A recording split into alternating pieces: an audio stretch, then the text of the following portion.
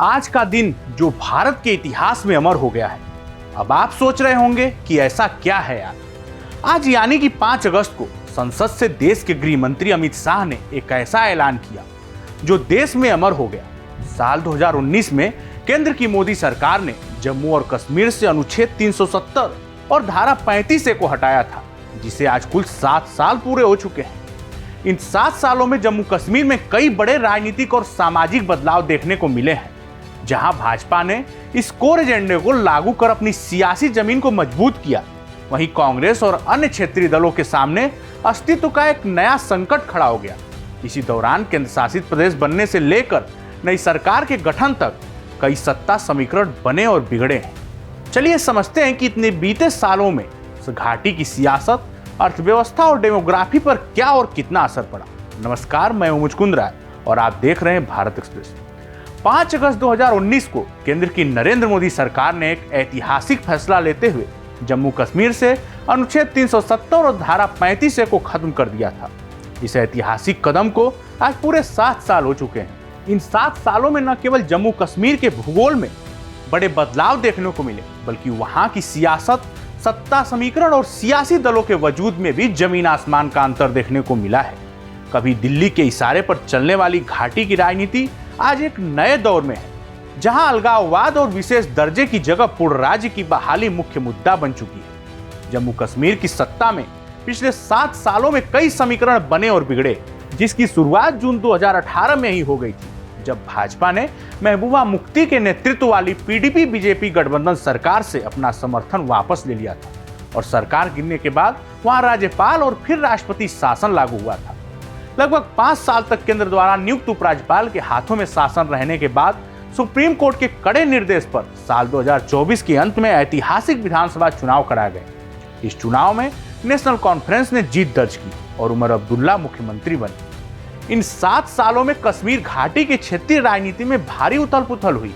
अनुच्छेद 370 हटने के बाद लंबे समय तक नजरबंदी होने वाले फारूक और उमर अब्दुल्ला की पार्टी नेशनल कॉन्फ्रेंस सबसे मजबूत ताकत बनकर उभरी।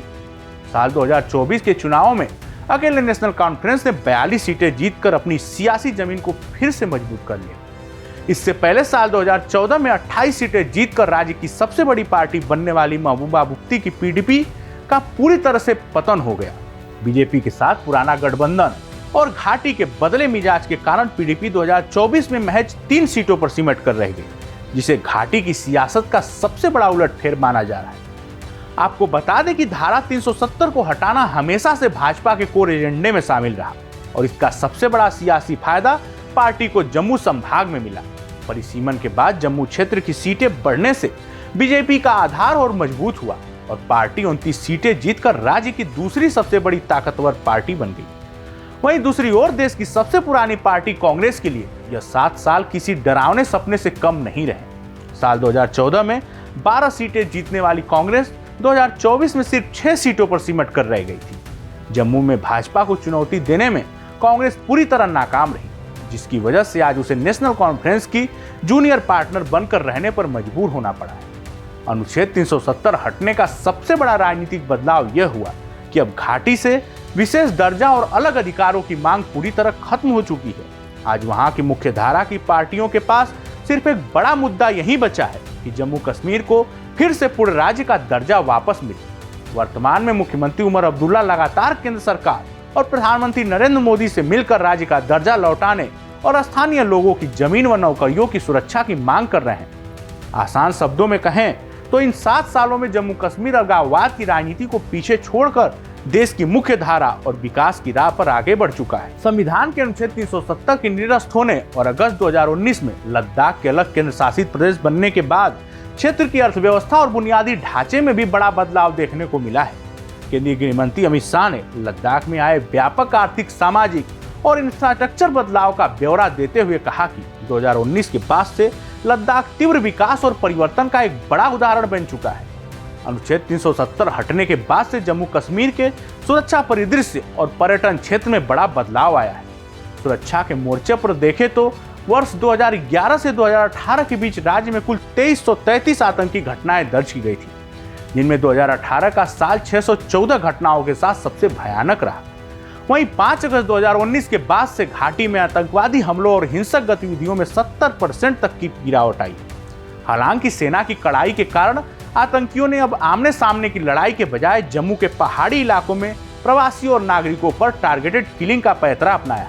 लेकिन ओवरऑल सिक्योरिटी ग्रिड मजबूत होने से स्थिति काफी हद तक नियंत्रण में आई। दूसरी ओर शांति और सुरक्षा में सुधार का सीधा लाभ पर्यटन उद्योग को मिला है, जहां 2011 से 2018 के 8 वर्षों में लगभग 8.70 करोड़ पर्यटक और श्रद्धालु आए थे। वहीं 370 हटने के बाद से अब तक रिकॉर्ड 9 करोड़ 75 लाख से अधिक लोग जम्मू कश्मीर का दौरा कर चुके हैं। महामारी के बाद पर्यटन में ऐतिहासिक उछाल देखा गया और वर्ष 2024 में 2 करोड़ 30 लाख सैलानियों के आगमन के साथ अब तक का सबसे बड़ा ऑल टाइम रिकॉर्ड बना। वैष्णो देवी और अमरनाथ यात्रा जैसे धार्मिक पर्यटन के साथ साथ गुलमर्ग और पहलगाम जैसे हिल स्टेशनों पर उमड़ती भारी भीड़ यह साबित करती है कि जम्मू कश्मीर अब हिंसा के दौर को पीछे छोड़कर विकास और पर्यटन का मुख्य केंद्र बन चुका है। इस खबर को लिखा है हमारी साथी सुब्रा ने। इस जानकारी में फिलहाल इतना ही। ऐसे ही तमाम खबरों के लिए देखते रहिए भारत एक्सप्रेस।